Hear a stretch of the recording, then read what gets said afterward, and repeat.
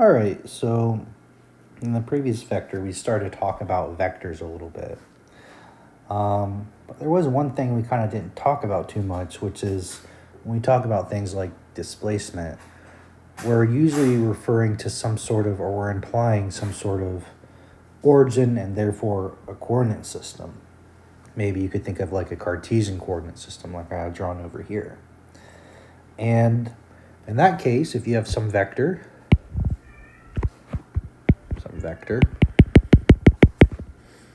it'll have maybe an x component, maybe a y component, maybe even a z component. You can imagine z kind of coming out of the screen. So a vector, call it vector A, can be expressed as the x component of the vector times what's called x hat, I'll talk about that in a second, plus the y component of the vector times y hat, plus the z component of the vector times z hat. So what is the x hat, y hat, z hat stuff? Well, those are our basis vectors. And the way that you can think about it is these three orthogonal vectors, they're orthogonal to x, y, and z, unit vectors, they have magnitude 1, they're mutually orthogonal with each other, and with those three unit vectors, you can create any sort of linear combination that span what we would call R3.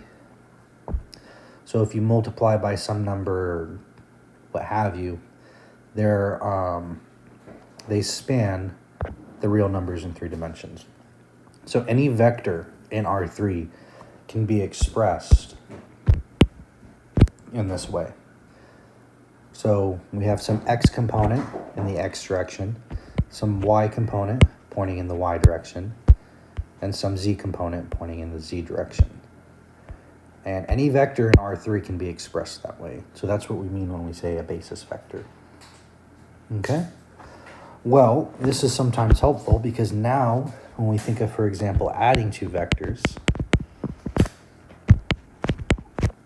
that's the same thing as adding their components. So you can just add the x components, you can add the y components, and you can add the z components. Instead of just thinking about it as like a tip to tail kind of geometric interpretation, you can just add them like this. Okay? So that's pretty straightforward. If you're multiplying a vector by, let's just call some scalar, then essentially all you're doing is multiplying it to each part, the x part, y part, z part. This text mode is quite annoying because I never use it. Please go away. So that'll be equal to alpha times ax a hat plus alpha ay y hat plus alpha az z hat. Okay, so nothing too crazy here. One thing I mentioned about our unit vectors is that they're mutually orthogonal. So if you take the dot product of x hat, or y hat, or z hat, they're going to be equal to 1. Okay? And that's because they're unit vectors, so the magnitude of this times the magnitude of this, that's 1 times 1. Cosine of the angle between them, well, they're pointing in the same direction, so that's going to be 1, and it's the same for the other ones. On the other hand, if you dot product two of our bases, since they're orthogonal, well, then you'll be multiplying all that by cosine of 90 degrees, which is 0. So they're mutually orthogonal. And we can express the dot product in terms of the components. Okay? So the dot product would be expressed as ax times bx plus ay, by, az, bz. So we can write our dot product that way. Likewise, if you do the dot product between two vectors, just imagine replacing all of this with the a version, and you just square each term. Nothing too crazy there. And this you can think of as being a squared. So then a, kind of our magnitude, is just the square root of that.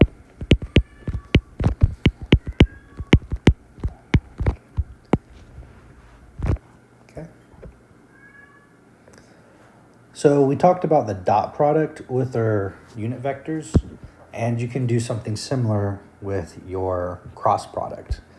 So if we were to cross x hat, or cross y hat with y hat, or cross z hat with z hat, those are all going to be 0 because x hat cross x hat, they're pointing in the same direction.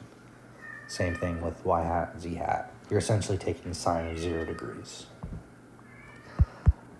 Now, if you want the other ones, x hat cross y hat, which is also equal to minus y hat cross x hat. That's a property of cross products we talked about. If you want to know what that is, well, imagine putting your fingers in the direction of x and curling them in the direction of y.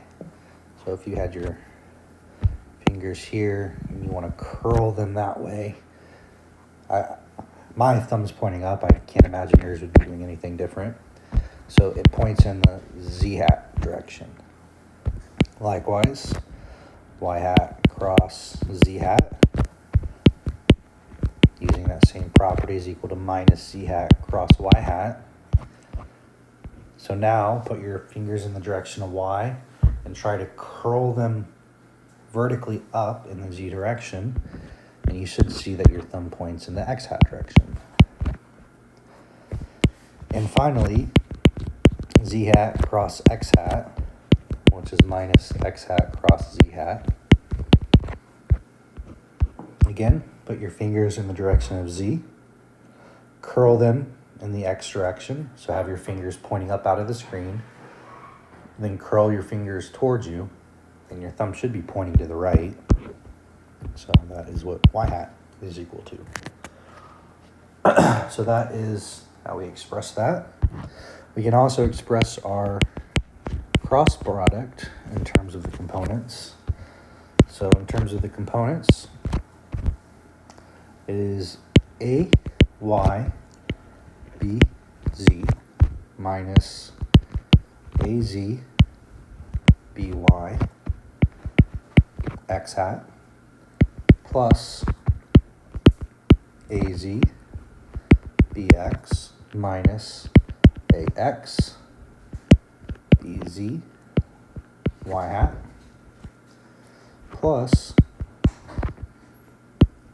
ax by minus ay bx z hat. Two ways. Well, I'll show you the real way you should kind of get to this result, but if you're looking in the x hat direction, then your a and your b will be y and z, and then you subtract them in reversal. Likewise, your y hat will have no y components. It will be z and x minus the difference. And that is a mistake because, no, that's not. We already distributed the negative, so that's fine. And then same thing here. Now, if you want to really show it, and this is the way that I think is better, is if you were to cross A and B, that's equal to, and I'm going to write this as a determinant. So those are our unit vectors in the first set there. This is our A vector. and then our B vector. We're going to take the determinant of this. So if you've never taken the determinant, I'll kind of show you. It's not too crazy. I like to think of it as, imagine I take these first two out, and so they're kind of, those two yellow lines are intersecting at x hat. So x hat times, you do ay minus bz, or ay times bz, minus az times by. Okay?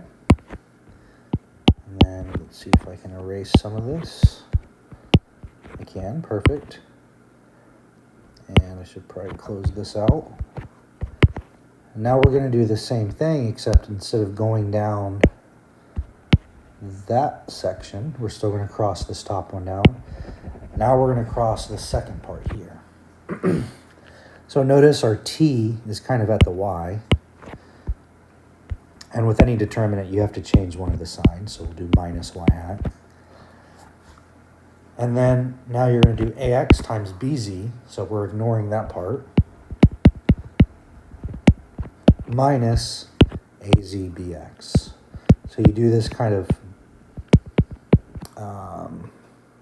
and then just notice here, if you factor out the negative, you get this portion of it, which is fine. But if you ever do the cross product or the determinant, then there's going to be a negative with your per 3 by 3, the second term. And then you can do the same thing with the y part. And you actually don't have to go that way with the determinant. You can go other ways. So for example, you could do something like this. But we're just doing that for now. Okay. So anyways, that is how you can express your cross product in terms of components. So then it goes to just a quick example. I mean, it does work out the example, but also it's very similar to problem 1.3, which I've done that problem. I've also done 1.4, so they're both on there. Let's see, is this problem something that's really worth going over? Defines the two vectors. Dot product sets that equal to 2 cosine. Okay, yeah. That example seems, I think, pretty straightforward. So I think that's something, if you'd like to work on, you can. And maybe try problem 1.3. And if you get stuck, check out my video. All right, we're going to talk about the triple product in the next video, so make sure you like and subscribe.